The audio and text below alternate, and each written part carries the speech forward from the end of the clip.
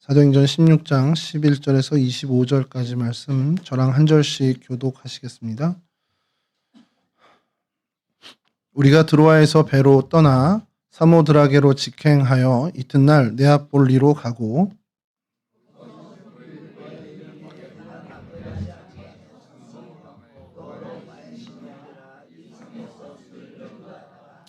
안식일에 우리가 기도할 곳이 있을까 하여 문 밖 강가에 나가 거기 앉아서 모인 여자들에게 말하는데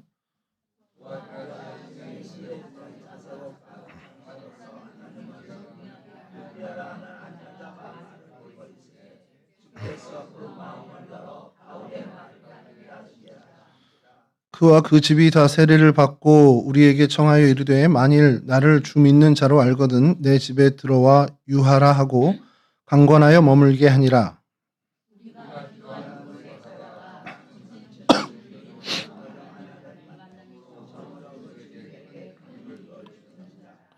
그가 바울과 우리를 따라와 소리질러 이르되 이 사람들은 지극히 높은 하나님의 종으로서 구원의 길을 너희에게 전하는 자라 하며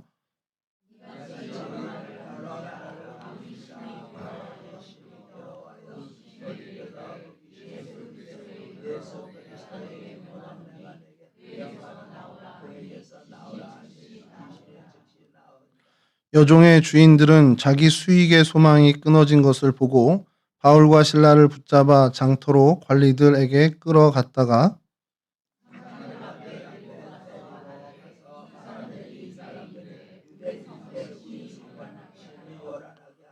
로마 사람인 우리가 받지도 못하고 행하지도 못할 풍속을 전한다 하거늘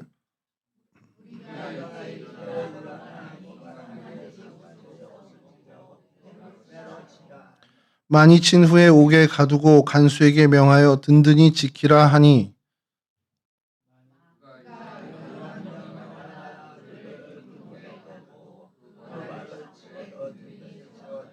함께 하시죠. 한밤중에 바울과 실라가 기도하고 하나님을 찬송하며 죄수들이 듣더라. 아멘.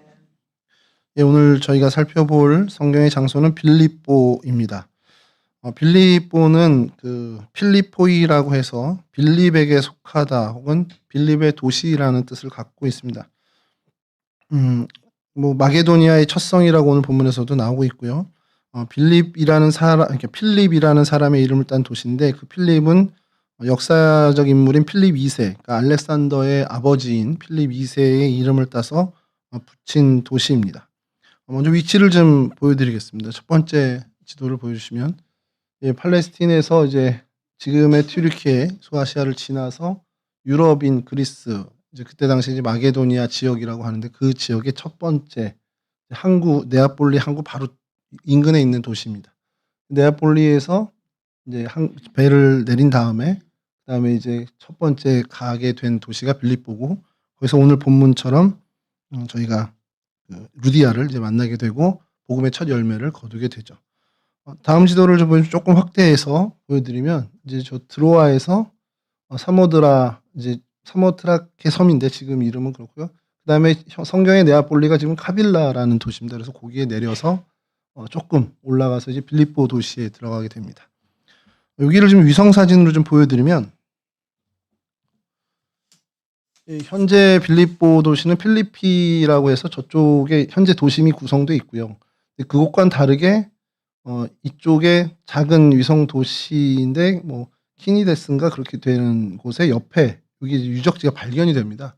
이게 1930년대에 처음 발견이 돼서 고대 빌립보 도시라는 것이 이쯤이다라는 것은 1930년대부터 이제 확인이 됐던 부분이고요. 거기에 조금 이제 고고하게 발전되면서 오늘날 좀 많은 성과가 있었던 그러니까 고고하게 굉장히 성과가 있었던 곳이 바로 이곳입니다. 다음 사진을 좀 보여주시면 조금 확대된 곳인데 이 빌립보 유적지 아까 그 지방 도시 옆쪽에 유적지가 이렇게 따로 지금은 그리스 정부에서 관리를 하고 있습니다. 이곳에 여러 유적들이 보여집니다. 여기 옥타곤 교회라고 있고요. 또 바실리카 AB 이렇게 있고 로마 광장, 로마 경기장 그리고 여기에 프리즌 오브 폴이라고 해서 사도 바울의 감옥이라는 곳도 이제 등장을 합니다. 그리고 요 유적지와는 좀 거리가 있는데 이곳에 이제 그 그리스 정교회에서 성당을 하나 지어요. 근데 그곳이 뭐냐면 루디아 기념교회라고 이름을 지은 곳인데 오늘 본문에 등장하는 루디아가 세례를 받은 그 강가로 추정하는 곳입니다. 거의 뭐 확실시 되고 있다라고 해요. 요런 정도의 이제 지역을 저희가 오늘 살펴보려고 합니다. 이 빌립보는 원래 크레니테스라는 이제 지명으로 이름이 불렸던 곳입니다. 그래서 샘들이라는 뜻을 갖고 있던 크레니테스라는 그 도시였는데 이제 필립 2세 때 이제 마게도니아 왕이죠. 그 알렉산더 대왕의 아버지였던 이 필립 2세가 이 그 인근에 금광이 발견된 거를 이제 알고는 이곳에 대규모 이제 채굴 사업을 시작을 합니다. 그리고 많은 인력들을 이주를 시키고 이제 도시를 건설을 하게 돼요. 그 도시 이름을 이제 자기의 이름을 따서 빌립보라고 이제 짓게 된 겁니다. 주전 이게 356년 정도에 이 벌어진 일이니까요.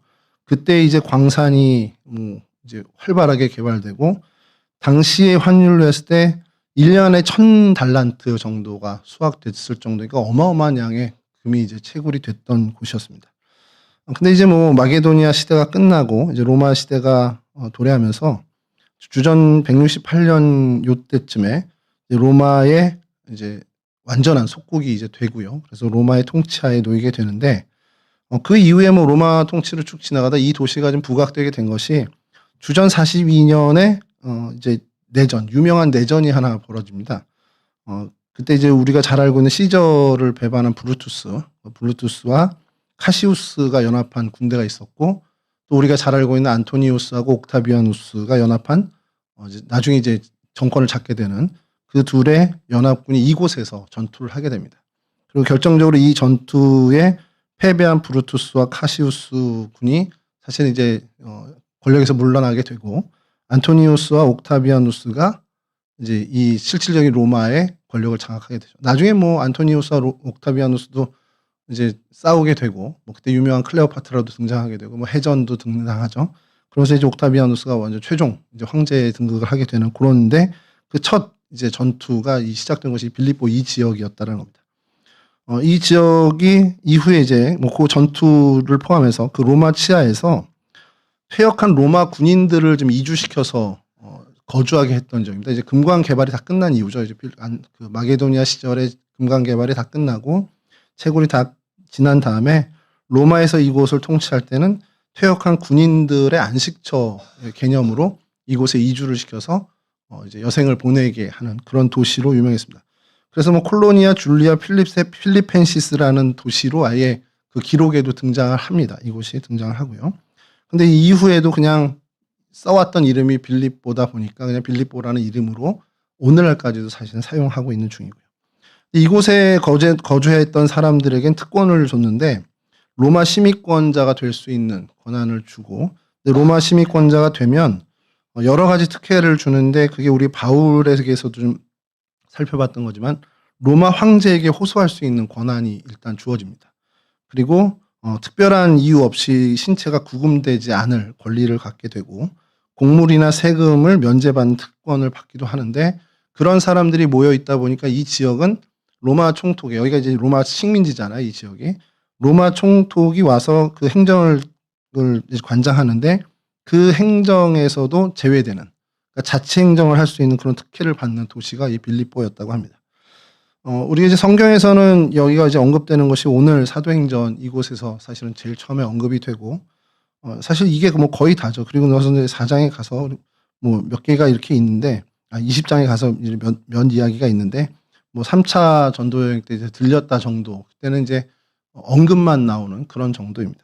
그래서 성경에 보면 오늘 이제 저희 본문에 등장한 사도행전 16장에 뭐 루디아를 만나서 전도한 이야기, 그리고 귀신 들린 여인을 치료하고 그다음에 옥에 갇히고 또 옥문이 지진으로 열리고 그 간수의 집이 구원을 받게 되는 그 내용이 이 빌립보에서 벌어진 일이고요. 그리고 3차 선교 여행 때에도 이곳을 방문했다라고 언급되는 게 사도행전 20장 6절에 이제 언급이 됩니다. 이거 좀 띄워주시면 사도행전 20장 6절에 우리는 무교절 후에 빌립보에서 배로 떠나 닷새만에 드로아에 있는 그들에게 가서 이래를 머무니라. 이렇게 해서 한번 이제 등장을 합니다. 크게 뭐 이렇게 주목받는 건 없고요. 그냥 빌립보를 3차 여행 중에서도 들렸었구나 정도를 저희가 알게 되는 거죠. 그리고 이제 빌립보가 좀 더 많이 언급되는 것은 뭐 도시 이름이라기보다는 빌립보 교회에 대한 언급이 빌립보서에서 당연히 빌립보서에서 이제 많이 언급이 되겠죠. 그래서 이 빌립보 교회가 물심양면으로 사도 바울을 도왔다라는 것이 이제 빌립보서에 등장을 하죠. 빌립보서 1장 3절에서 5절인데요. 이걸 읽어드리면 내가 너희를 생각할 때마다 나의 하나님께 감사하며 간구할 때마다 너희 무리를 위하여 기쁨으로 항상 간구함은 너희가 첫날부터 이제까지 복음을 위한 일에 참여하고 있기 때문이라. 이렇게 사도 바울의 사역에 동참했다라는 것. 그리고 빌립보서 4장 10절에 가면 내가 주 안에서 크게 기뻐함은 너희가 나를 생각하던 것이 이제 다시 싹이 남이니. 그러니까 이들이 후원했던 것들이 열매를 맺기 시작했다라는 것을 이 빌립보서 4장에서 언급을 합니다. 그리고 10절 이후에 14절에서 16절에 이제 이 얘기를 하는 것이 이렇게 등장합니다. 그러나 너희가 내 괴로움에 함께 참여하였으니 잘하였도다. 빌립보 사람들아 너희도 알거니와 복음의 시초에 내가 마게도냐를 떠날 때에 받는 내 일에 참여한 교회가 너희 외에 아무도 없었느니라. 데살로니가에 있을 때에도 너희가 한 번뿐 아니라 두 번이나 나의 쓸 것을 보내었도다. 그래서 사도 바울의 사역에 굉장히 많은 헌신을 해 주었다라는 그런 이제 교회 공동체가 있었던 곳이 바로 이 빌립보 지역이고 빌립보 교회 공동체였습니다. 그래서 이곳 사진을 좀 보면 이제 첫 번째 사진 좀 띄워주시면 네아폴리에서 빌립보로 가는 길입니다. 이게 에그나티아 대로라고 해서 이들 말로는 비아 에그나티아라고 해서 이제 로마에서부터 콘스탄티노플까지의 그 도로입니다. 그 도로를 이제 이 길을 따르면 이제 네아폴리를 거쳐서 이제 넘어가서 드로아에 가서 이제 거기서 콘스탄티노플까지 가는 그 길인데 에그나티아 길이 이 길입니다. 실제 그 길입니다. 근데 여기 보시면 뭔가 큰 이동식 화장실 같은 게 하나 있습니다. 이게 주목을 끈게 됐는데요. 가다 보면 제일 먼저 눈에 띄는 이제 어떻게 보면 그 유적이라고 할 수 있죠. 가이우스 비비우스라는 사람이 이곳에 세운 그 석비입니다. 석비인데 가까이 가서 사진 찍은 것을 보시면 다음 사진 보여주시죠. 예, 이 정도 크기입니다. 자동차가 저 정도로 작게 보일 정도로 큰 비석. 우리나라 뭐 광개토대왕 비문처럼 되어 있는데 앞에 이제 내용이 다 써 있습니다. 그리고 묘비입니다. 정확히 묘비인데 다음 사진 보여주시면 처음에 이 사진을 구했는데 이렇게만 보니까 그냥 이렇게 조그만 추추돌 같은 느낌인 거예요. 그래서 이 크기를 좀 보여드리겠다고 싶어서 아까 앞선 두 사진을 보여드렸는데 이 가이우스 비비우스라는 사람이 이 빌립보에서 살던 사람입니다. 이게 역사적인 인물이에요. 이 사람이 정확한 풀네임은 가이우스 비비우스 콰르투스라는 사람인데 자신의 무덤 앞에 후손들이 이렇게 석비를 세운 겁니다. 그 가문을 이제 가문의 후손들이 세운 거죠. 이 사람의 직업은 로마의 퇴역 군인이었던 것으로 되어 있고요. 그리고 빌립보시의 고위 관리, 판관으로 지냈다라고 기록에 되어 있습니다. 당시 이제 빌립보가 로마 퇴역 군인들의 정착지였다라는 것을 이제 다시 한번 이것으로도 증명이 되게 되죠. 근데 이 길가에 왜 이런 석비가 있냐? 당시에 자신의 가문이나 업적을 과시하기 위해서 그 후손들이 사람들이 많이 다니는 큰 길에 그 무덤을 쓰는 일이 많았다고 해요. 그러다 보니까 이때 가장 큰 대로 중에 하나가 이 에그나티아니까 이 큰 길 바로 옆에 이 묘를 쓴 겁니다. 사실은 이 정도 큰 길에 묘를 쓸 수 있다 그러면 이 빌립보 안에서 꽤나 유력한 사람이었고 그런 가문이었다라는 것이죠. 그러니까 그건데 주목하는 것은 요 석비의 산소 연도 측정을 하면 예수 시대 전입니다. 그러니까 AD, BC 그 전에 기원전에 세워진 거죠. 그리고 오늘날까지 이 자리에 있는 겁니다. 그럼 네아폴리에서 빌립보로 이동을 했던 길이니 당연히 사도 바울과 신라도 이 길에서 이 석비를 마주했을 거라는 거죠. 그러니까 그 길에 이런 게 있다라는 것을 좀 보여드렸고요. 그래서 그 빌립보 고대 도시에 이제 도착을 하게 되면 이게 굉장히 큰 성과가 일어난 건데 다음 사진 보여주시죠. 예. 이게 1930년대 시작을 해서 쭉 가다가 1950년대, 60년대에 이제 많은 유적들이 발견되고 1990년대에 와서 거의 지금 이 형태를 갖게 됐습니다. 그래서 그리스 정부에서 주도해서 아예 그냥 이렇게 보호구역으로 돼 있고 유네스코에서도 지정을 한 세계문화유산 보호 구역으로 되어 버렸습니다.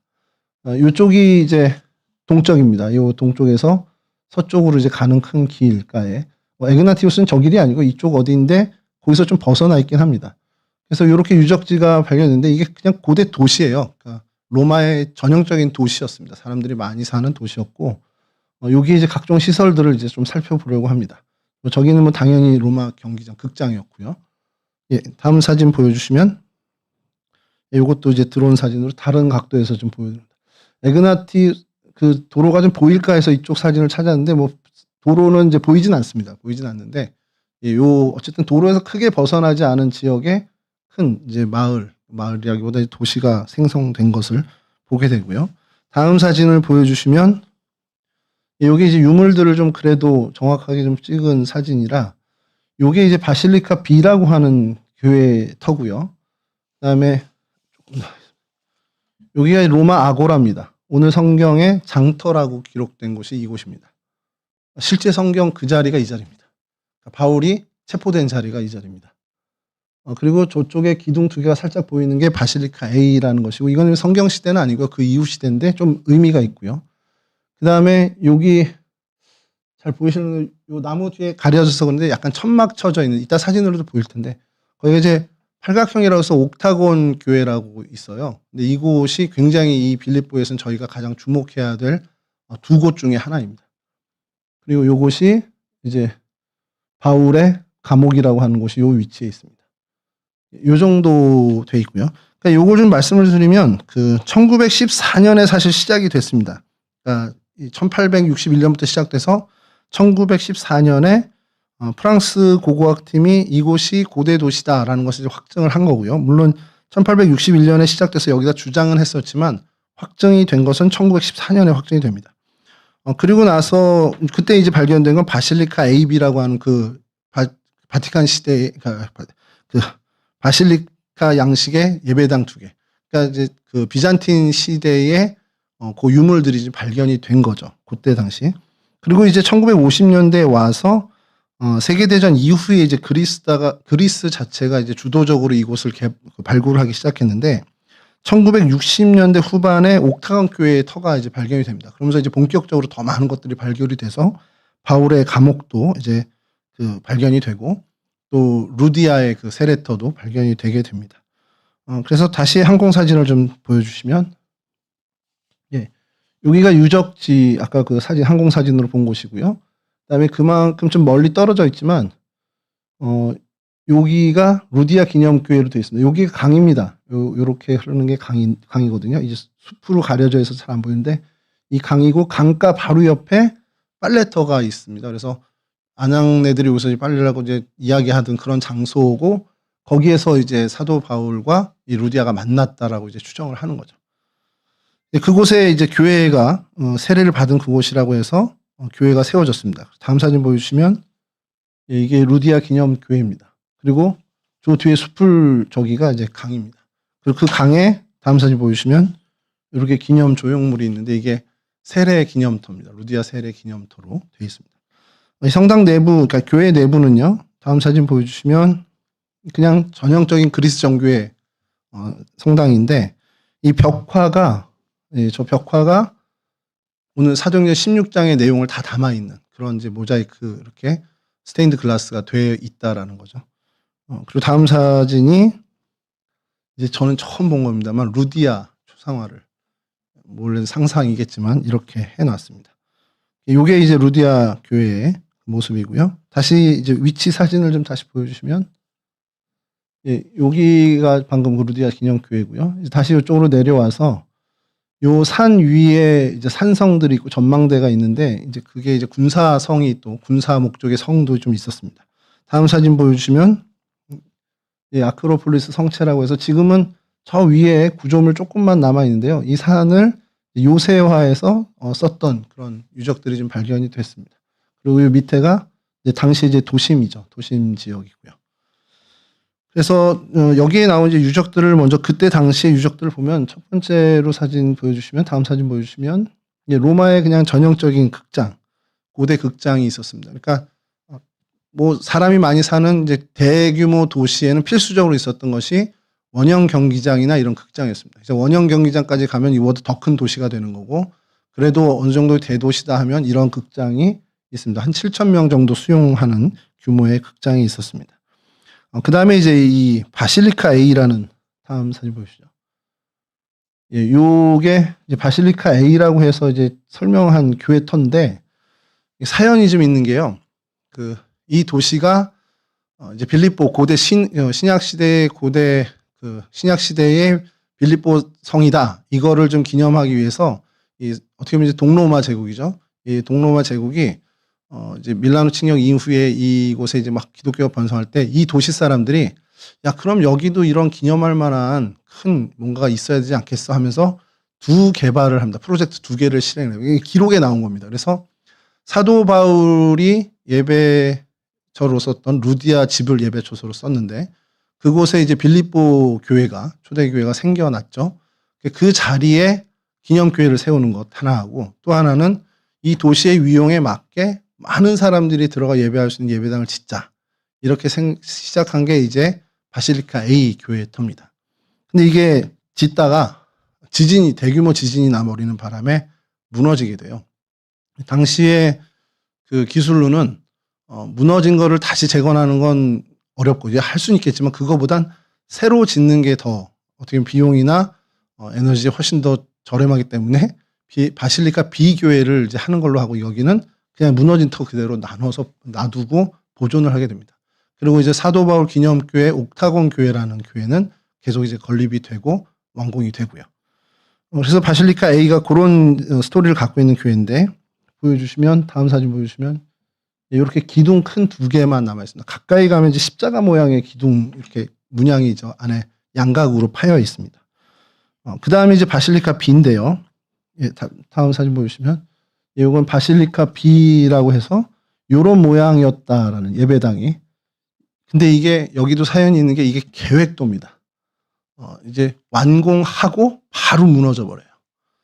예, 그래서 다음 사진 보여주시면 예, 이건 역시도 그냥 이렇게 터가 남아있는 상태로만 보존이 되고 있습니다. 재건은 하지 못했습니다. 결국엔 재건하지 못했는데, 여긴 또 슬픈 사연이 뭐냐면 바실리카 양식으로 해서 우리가 돔 형식으로 짓는 겁니다. 그러니까 바실리카 A는 짓다가 무너진 거고, 여기는 지었어요. 그게 이제 콘스탄티노플에 있는 소피아 성당이 이제 최대 동로마의 최대 성당이다 보니까 그거를 이제 본따서 규모는 좀 작지만 그 형태의 예배당을 지은 겁니다. 이 빌립보라는 도시가 자신의 도시의 위용을 좀 과시하기 위해서. 근데 짓자마자 설계상의 문제인지 시공상의 문제인지 모르겠는데 무너져 버립니다. 그러니까 돔 자체를 이제 그 기술력이 딸린 거죠. 쉽게 얘기해서. 무너져서 재건을 해야 되는데 재건을 못한 채로 몇백 년이 흘렀고, 그렇게 이제 고대 도시에서 잊혀진 도시로 됐다가 오늘날에 이제 발굴을 하게 된 겁니다.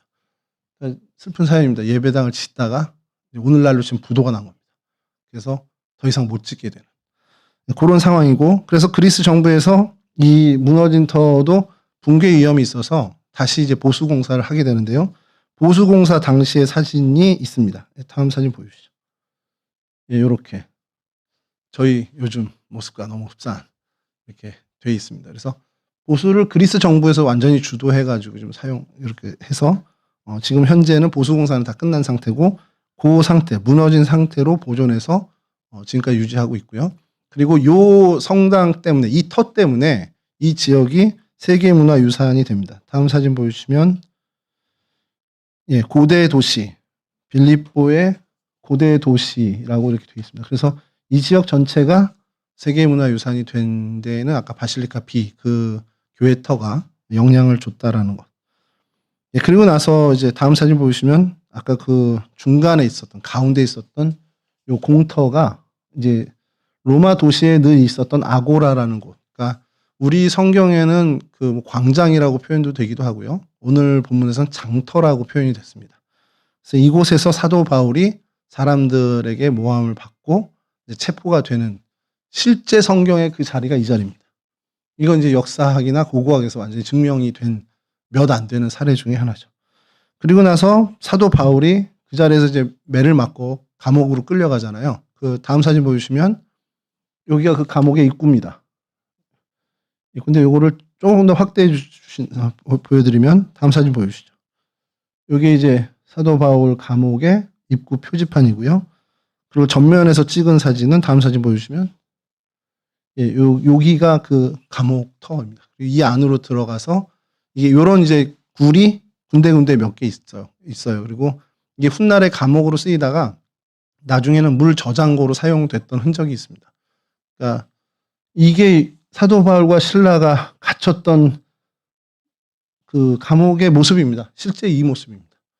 그러니까 고고학에서 굉장히 큰 업적을 저희들에게 베푼 게 저희들이 뭐 영화 옛날에 뭐 배너나 이런 시대 영화를 보면 제대로 철장 있고 뭐 이런 감옥이잖아요. 이렇게 저희가 생각하는 보통의 교도소 정도의 모습인데 실제 이 당시에 감옥은 그냥 토굴이었습니다. 이런 토굴이라고 생각하시면 되고 여기에 가둬놓고 이제 돌로 막아놓기도 하고 뭐 쇠창살을 해놓기도 하고 아니면 뚫어놓고 그냥 착고만 채우는 그런 식의 형태로 감금을 했던 곳입니다.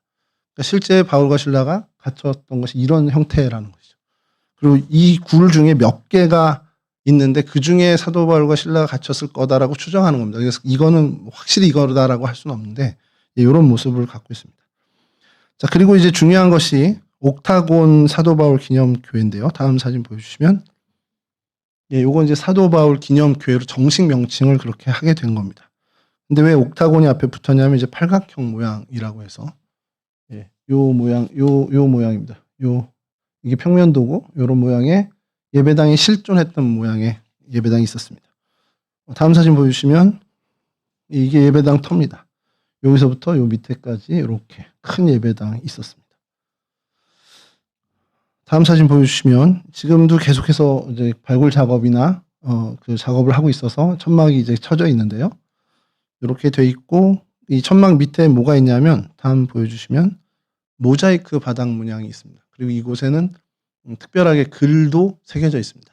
그 글 새겨져 있는 글이 다음 사진 보여주시면 이렇게 발견이 됐는데 도저히 못 알아보겠죠. 이걸 이제 요즘에 그 인공지능의 도움을 받아서 음영 처리를 좀 하면 다음 사진 보여주시죠. 이렇게 뜹니다. 이걸 제가 근데 알 수가 없잖아요. 근데 번역된 게 포피리우스 주교가 그리스도 안에 바울의 바실리카를 건축하다. 그러니까 바울의 바실리카를 건축했다. 누가? 포피리우스 주교가. 실제 이제 이렇게 아예 현판을 그러니까 아예 그냥 주춧돌에 새겨놓은 겁니다. 근데 이게 의미가 있는 게요. 현재 집안 밑에 고대 기도처로 쓰였던 것이 발견이 됩니다. 그리고 거기에는 여러 기록들이 또 들어있고요. 그래서 그 기도처를 발견한 포피리우스 주교라는 사람이 기원전 이제 5세기, 그러니까 기원 후 5세기, AD 5세기경 기독교가 공인된 바로 직후일 거라고 이제 추정을 하는데 기록상에는 그래서 이곳이 빌립보 교회, 초대 빌립보 교회 예배터구나라고 생각하고 거기에 이 바실리카, 이 바울의 바실리카를 건축하게 된 그런 연유가 있는 곳입니다. 그럼 그 기도 모임터는 뭘까요? 그러니까 초대 빌립보 교회에 사람들이 모여서 예배를 드렸던 자리라는 건데 그걸 성경으로 저희가 엮어서 들어가면 루디아의 집이 됩니다. 그러니까 루디아의 집터이고 그것이 기도처가 됐고 훗날 빌립보 교회의 공동체가 모이는 예배 초소가 됐고 그리고 그 후 한참 이제 뒤죠. 그것을 발견한 이제 기독교가 공인된 이후에 이곳 주교인 포피리우스가 이곳에 기념교회를 세우게 된 겁니다. 그러니까 그런 사연이 있는 곳입니다. 이 지역에는 뭐 요게 이제 성경의 어떤 유적들이고요. 다음 사진 보여주시면 또 이제 막 고고학에서는 좀 막 흥분하고 있는 것 하나가 발견이 되는데 다음 사진 보여주시면 다음 사진 없어요?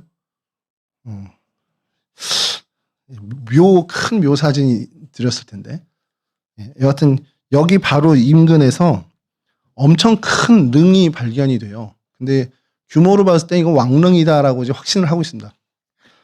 근데 이제 고고학에서 의견이 나뉘어진 게 한쪽에서는 유품들을 유추해서 이거 알렉산더 왕의 묘소네 이렇게 발견해서 그렇게 주장을 하고 있고요. 한쪽에서는 아니야 아직은 증거가 부족해 라고 이야기합니다. 그래서 그 왕릉이 저희 경주 가면 무슨 왕릉 있는 것처럼 이렇게 좀 돼 있어요. 그래서 그 사진이 있어서 이게 뭔가 하고서 이제 봤더니 알렉산더 대왕의 묘로 추정이 되는 그곳이 이 인근에 빌립보 가까이에 있습니다. 뭐 차로 한 5분도 안 걸리는 거리에 있습니다. 그래서 그런 정도가 있는 도시죠. 오늘 이 빌립보를 저희가 살펴봤는데 이곳을 보면서 오늘 본문을 좀 잡게 된 게 뭐 빌립보서에 있는 빌립보 요겁니다. 감사합니다. 이게 발견이 됐어요. 그래서 이제 추정을 하는데 만약에 이게 알렉산더 대왕의 묘로 확인이 되게 되면 이제 안에를 이제 파고 있습니다. 고고학자들이 호미 같은 걸로 싹싹 지금 파고 있습니다. 그래서 저게 만약에 알렉산더의 대왕 묘다 그러면 고고학계에서는 뭐 어떻게 보면 큰 획을 긋는 거고 그리스 정부로서는 너무 큰 수익원이 되니까 막 온 힘을 지금 쏟고 있는 상황입니다. 요 다음 사진도 있을 텐데요. 요 정도 위에 이렇게 봉분 안에 뭐 터도 좀 남아 있고요. 이런 모습입니다. 여하튼 요 빌립보를 저희가 살펴봤는데 빌립보서에 있는 여러 이야기들의 빌립보도 있고 또 사도행전에 있는 빌립보도 있는데 오늘 본문을 좀 보면서 이게 우리가 좀 생각할 만한 것들이 좀 있겠다라는 생각을 한 것이 21절에 꽂혀서 그렇게 됐습니다. 우리가 받지도 행할지도 못할 풍속을 전하고 있다라고 이제 고발을 한 거예요.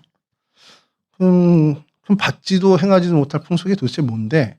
그건 우리가 잘 알고 있죠. 예수 그리스도의 이름을 힘입어 구원을 받는다. 이게 이제 사도 바울과 실라가 전한 이들의 표현에 의한 풍속입니다.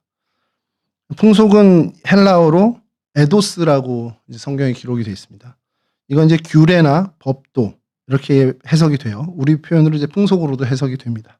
그러니까 이게 정확히 얘기하면 삶의 법과식입니다. 삶의 방식과 삶의 정신, 삶의 양식. 그러니까 이 사람의 가치관, 세계관, 그리고 어떤 이 사람의 주관 이런 것들을 얘기하는 거죠. 그럼 이 사람들이 갖고 있었던 풍속은 사도 바울이 전한 풍속과는 전혀 다른 풍속을 갖고 있었다는 겁니다. 그러니까 사도 바울이 전하는 풍속은 따르지 못하는 풍속이었던 거죠. 그럼 이들이 가졌던 풍속이 뭘까라는 생각에서부터 좀 출발이 됐어요. 당연히 이들이 갖고 있던 풍속은 돈을 따르는 거죠. 돈이 우선되는. 뭐 이 도시 자체가 원래 금광이 있었던 도시죠. 엄청난 양의 금이 채굴되던 곳이었고 그러다 보니까 이 곳은 자연히 돈이 중심이 되는 그런 도시였을 겁니다. 필립 2세가 금을 캐기 위해서 애초에 이 도시가 그 목적으로 생겨난 도시죠. 그러니까 돈을 위해 생겨난 도시였습니다. 아까 말씀드린 것처럼 1년에 1,000달란트 이상의 금이 채굴되는 그러한 곳이었습니다. 그러니까 이 본문에 등장하는 귀신 들린 여인이 있었고 그 여인의 주인들이 있었습니다. 한 사람도 아니죠. 어쨌든 복수의 주인들이 있었는데 그 사람들이 자신들의 여종이 어떻게 보면 정상으로 회복되는 제대로 회복되는 그 장면을 보고 보통의 사람들이라면 어이구 드디어 고쳐졌네. 드디어 병이 낫구나. 이런 반응을 보여야 하는데 이들은 전혀 다른 우리의 상식과는 다른 반응을 보이죠. 돈이 끊어져서 그거로 인해서 분개하는 모습을 보여주고 있습니다. 기뻐하기는커녕 분노에 찬 모습, 이유는 돈이 끊어져서. 이게 하나의 이유입니다. 단 하나의 이유는 돈줄이 끊어져서입니다. 여러분 이들이 갖고 있던 풍속이 이겁니다. 이들이 갖고 있던 세상의 풍속이 바로 이거예요. 돈이 최우선순위가 되는. 여러분 사람이 살아가는 것이 훨씬 더 중요한 거죠. 우리 뭐 이미 다 알고 있습니다. 사람이 살아나는 것, 그 생명이 보존되고 삶의 질이 높아지는 것, 이게 훨씬 더 돈보다 중요한 겁니다. 근데 이런 생각을 하다가 이때 빌립보는 어떻게 이런 생각으로 사는 사람들이 있었지? 라는 생각을 하는데 오늘날의 모습, 지금의 우리 모습을 생각하면 크게 다르지도 않네라는 생각이 드는 거예요. 돈이 많으면 행복하다라고 세상은 얘기합니다. 정말 돈이 많아야 행복하다. 이게 오늘날 시대의 정신 아닌가라는 생각이 들어요. 많은 젊은 사람들이 얼마 만들기 프로젝트 뭐 이렇게 하면서 돈이 있어야 그것이 곧 행복으로 직결된다라고 믿고 있습니다. 우리의 신앙보다 더 강한 신앙을 갖고 있습니다. 근데 여러분 우리가 잘 알고 있듯이 홍수가 나면 차고 넘치는 게 물이에요. 우리 주변에 홍수가 나면 뭐 물이 차고 넘칩니다. 근데 홍수가 날 때 제일 부족한 건 식수, 곧 물입니다.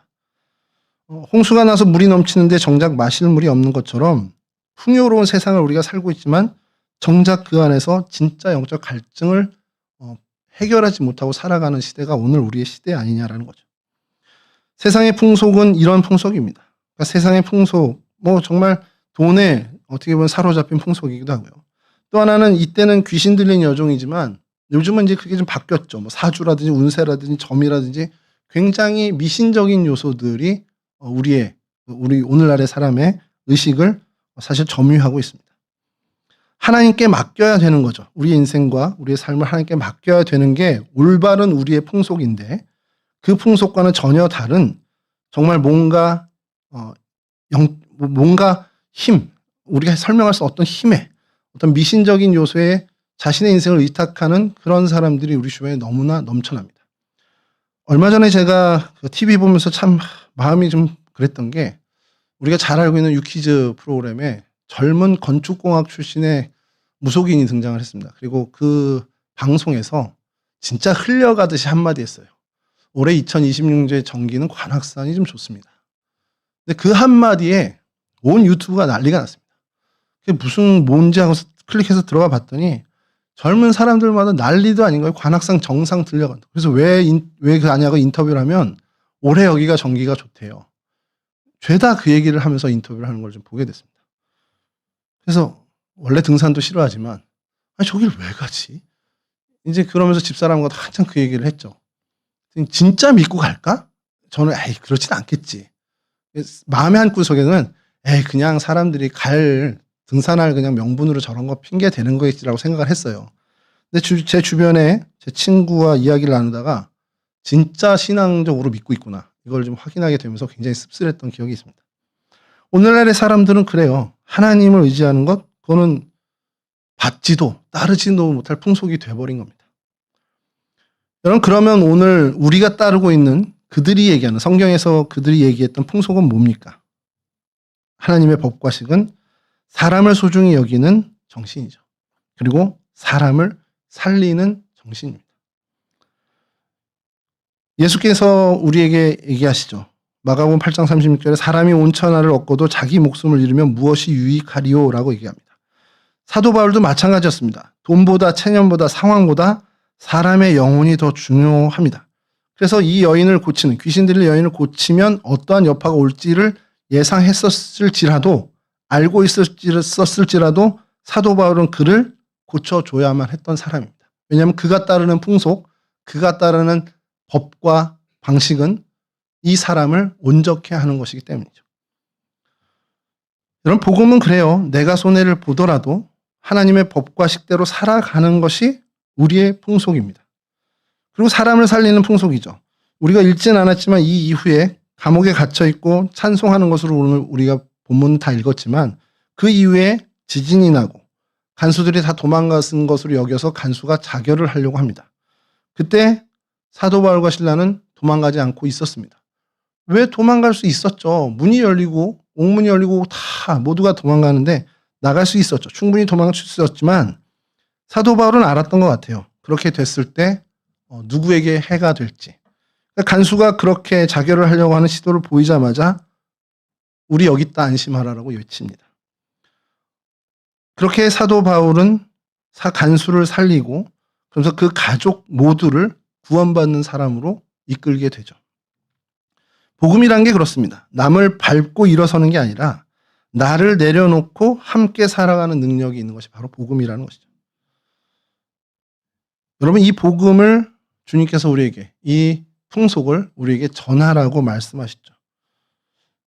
로마의 법은, 그리고 로마의 사람들의 양식은 정복하고 차지하고 어떻게 보면 군림하는, 이것이 그들에게 가장 선한 일이 되었을 겁니다. 그게 시대의 정신이었을 거예요. 그런데 그런 풍속 속에서 아니야, 남을 섬겨야 돼. 저들을 위해서 내가 희생하고 손해보더라도 그들을 살려야 해. 이 이야기를 전하는 사도 바울과 실라의 이야기는 그들이 받지도 따르지도 못할 풍속이었을 겁니다. 오늘날도 마찬가지입니다. 오늘날의 우리의 복음도 세상 사람들은 수용하지 못할 수 있습니다. 받기는커녕 따르기는커녕 받지도 못하는 그런 그들이 말하는 풍속일 수 있습니다. 그러나 사도 바울도 주님의 명령, 오직 성령이 너에게 임하시면 너희가 권능을 받고 예루살렘과 온 유다와 사마리아 땅끝까지 이르러 내 증인이 되리라 하신 그 말씀을 붙잡고 증거했습니다. 세상이 따르지도 받지도 못할 그 풍속을 증거했습니다. 그때 시대나 오늘 우리의 살아가는 시대나 세상의 풍속은 여전히 같습니다. 본질적으로 같습니다. 그럼 주님은 오늘도 우리에게 요구하시는 것은 사도 바울과 실라처럼 우리 역시도 세상이 받지도 따르지도 못할 풍속을 전하는 데 주력하라고 말씀하고 계시다는 것이죠. 사실 여러분, 이건 우리 민족이 이미 그 수혜를 받아온, 그 은혜를 받은 민족입니다. 100여 년 전에 이 땅에 복음이 들어왔습니다. 새 풍속이 들어왔습니다. 낡은 우리의 풍속이 사라졌죠. 남녀 차별도 없어지고 신분제도도 철폐되고 그러면서 새로운 풍속이 우리 안에 생겨났습니다. 그리고 그 새 풍속이 여전히 우리 가운데 이어지고 있죠. 근데 안타까운 것은 그 새 풍속이 온전히 이 땅에 자리 잡지 못하고 있다는 겁니다. 아직까지도 100여 년이 넘게 훨씬 100년이 훨씬 넘게도 지났지만 그 새 풍속이 아직도 이 자리에 이 땅에 굳건하게 자리 잡지 못한 게 현실입니다. 그럼 이제 우리는 그 남은 몫을 해야 된다는 거죠. 우리의 신앙의 선조들이 그 새 풍속을 전하고 실천해 왔던 것 이상으로 우리 역시도 그 새 풍속을, 그 하나님의 법과 식을 실천하고 전하는 데 주력해야 한다는 겁니다. 그게 우리에게 주어진 이야기죠. 오늘 우리 주변엔 여전히 돈에 소위 말하는 미쳐 살고 또 운명이라는 미신에 매어 사는 사람들, 그런 세상 풍속에 묶여 있는 사람들이 있습니다. 그렇게 죽어가는 영혼들이 있습니다. 세상 풍속은 계속해서 외칩니다. 너 살려면 저 사람 밟고 일어서야 돼. 너 살기 위해서 저 사람 이용해야 돼. 이렇게 유혹하지만 주님의 법과 식은 우리에게 그 사람을 살리는 복음의 사명자로 살라라고 말씀하고 계시죠. 이제 우리가 해야 될 것은 결단밖에 없습니다. 내 이익보다, 세상에서의 성공보다 하나님의 말씀대로 사람을 사랑하고 그들을 위로하고 그들을 복돋아 주는 그 일을 우리는 행해야 한다는 것이죠. 그리고 그 영혼을 살리는데, 그 영혼을 이롭게 하는데 가장 핵심적인 것은 그들의 심령 안에 예수 그리스도의 복음을 심는 것입니다. 세상 사람들은 우리 이해 못합니다. 소위 말하는 교회에서 얘기하는 실천사항들, 헌금하고 주일에 가고. 믿지 않는 제 친구들은 바로 얘기해요. 제가 목사지만 저한테 물어보는 게, 야, 거기서 어떻게 10분의 1을 거기다 바치냐? 야, 너 일주일에 매일 거기가? 하루도 안 빠져? 일요일에 하루도 안 빠져? 이렇게 얘기합니다. 이해 못합니다. 그러면서 저한테 행복하냐? 이렇게 물어봐요. 저야 목회자니까 그렇다 치지만 여러분들은 얼마나 더 그 얘기를 듣겠습니까? 야, 한 주 정도 빠지는 거 어때? 야, 그거 다 안 드려도 돼. 그런 얘기 많이 들으실 거예요. 근데 우리의 방식은 전혀 다르죠. 하나님, 그리고 우리 생활 방식이 그들과 전혀 다른, 그들이 이해 못하는. 오늘 우리가 굉장히 아픈 일을 겪었습니다. 세상 사람들은 어떠한 말로도 위로 못할 거예요. 근데 우리는 위로할 수 있습니다. 여기가 끝이 아니니까. 우리는 이 세상의 끝이 아니고 사도 바울이 이야기한 것처럼 부활이 없으면 우리가 가장 불쌍한 자라고 이야기한 것처럼 우리는 부활을 믿는 하나님의 백성입니다. 세상 사람은 이해 못하죠. 그러나 이 진리를 따르는 우리는 소망을 갖고 위로를 얻을 수 있습니다. 이 위로도 우리가 함께 전해야죠. 세상 사람들에게. 이 세상이 끝이 아니다. 우리 이 죽음 이후에 하나님 나라가 있다는 것을 우리는 전해야 합니다. 그렇게 서로 위로하고 어떻게 보면 슬픔에 빠진 이들을 우리가 건져내는 그러한 역할을 주님께서 우리에게 하라 명하십니다.